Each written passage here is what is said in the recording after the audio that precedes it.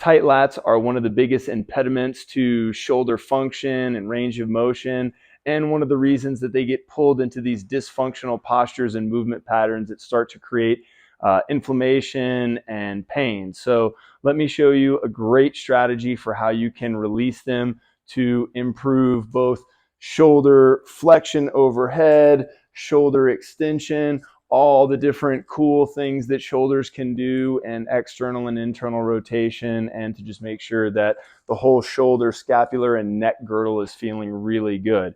So the lat, first off, let's understand, is attaching at the back of the shoulder and then running down along the back of the rib cage and all the way into the lumbar right here. So we have this huge swath of tissue that we need to look at. But most of the good stuff that you need to get into is running along where the border of the scapula is, where your shoulder blade is. So we're going to focus a lot of our time there and up into where it attaches to the back of the shoulder and tricep. So the best way to do that is to get a roller and then lay on your side and simply drop down to where this is on your lat.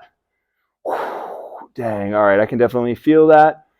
I did a pretty intense pulling workout the other day, and I can, man, this is really intense here. So I'm just going to breathe into that sensation, expanding my rib cage out to the side,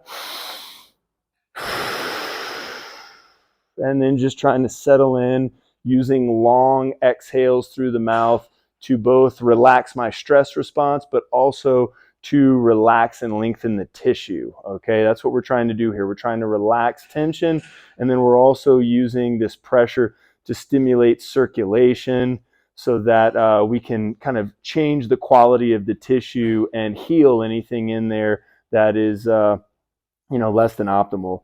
So we can move in two ways. We can move our roller by just moving our body. And when I move the roller, I don't want to go just down sideways on my ribs because my lat moves at this angle. So I'm going to be totally on my side when I'm up high by the shoulder.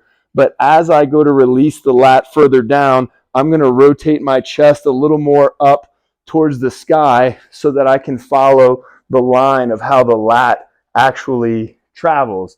And then the other kind of movement I can do is once I pin tissue, so once I find a spot that like, ooh, man, that's like, gristly, that's hard, that's fibrous, or it just doesn't feel good, I can also do arm movement to drag that tissue through the implement. So I can reach overhead, I can reach across my shoulder or across my chest here with a little bit of help and expose deeper layers of this tissue and find spots that are uncomfortable here to get better and better release work, and then ultimately create a shoulder that doesn't have so much pulling happening or so much tension happening that's pulling it out of optimal placement and mechanics. And anytime we can just break up tension here and create circulation, that's going to help with